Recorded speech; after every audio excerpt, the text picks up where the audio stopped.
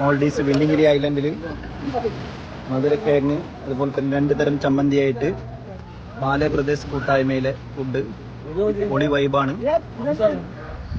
കൊള്ളാം. അബു സാറാണ് സ്പോൺസർ ചെയ്തത്. ഇവരാണ് ഉണ്ടാക്കിയത്.